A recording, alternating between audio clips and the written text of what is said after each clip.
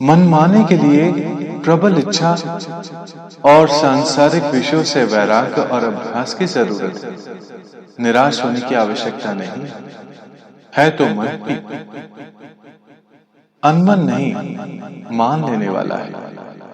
मन भी आत्मा की ही एक ज्योति है, इसलिए व्यापक है और सदैव साथ रहता है। जब इसकी भूख तृष्णा दूर हो जाती है तो यह परमानंद प्राप्त करने का अद्वितीय साधन है।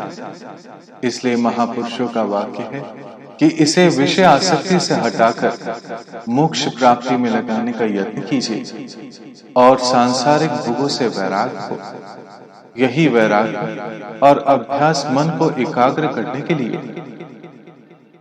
अभ्यास में मन की हार पर तुम्हें एक सुंदर गाथा सुनाता। एक धनी सांसारिक पदार्थों से संपन्न हुआ था। उसका कई तरह का व्यापार था, नौकर चाकर थे, परंतु हर समय वह सांसारिक माया में लगा था। एक बार किसी संत महात्मा से उसकी भेंट हुई। महात्मा ने कहा, तुम माया से संपन्न हो, भगवान की कुछ भक्ति भी किया कर ताकि तुम्हारा जन्म सफल हो। उत्तर में वे कहने लगा, महात्मा जी,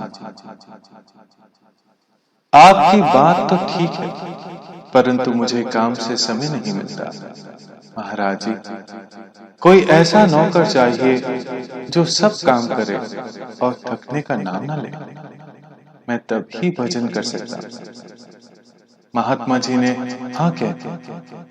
दूसरे दिन एक भूत नौकर के रूप में उस सेठ के पास आया और कहने लगा, मैं नौकरी करूंगा और सब काम करूंगा, परंतु मेरी एक शर्त है कि जब आप काम ना देंगे तो मैं आपको खा जाऊंगा, वेतन भी कुछ ना लूंगा।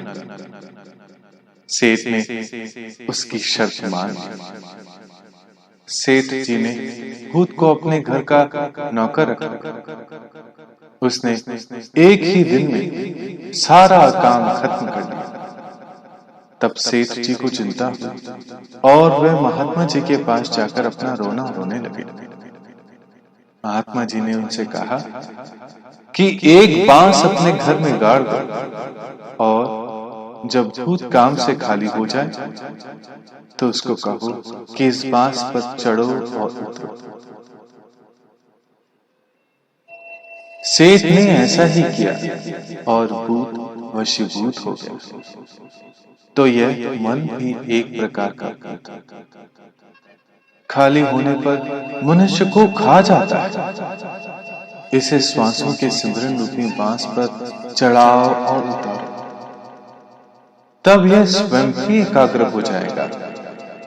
मन को वश में करने का सबसे अच्छा उपाय ध्यान है। अपने अभिष्ट इष्ट देव में ध्यान लगाने से मन की स्थिरता सुगम रूप से होती है। यद्यपि ज्ञान विचार द्वारा भी इसकी चंचलता को रोका जा सकता है, तथा इष्ट देव का ध्यान और भी श्रेष्ठ है, क्योंकि इससे पूर्व जन्मों के कर्मों के संस्कार नष्ट हो जाते हैं।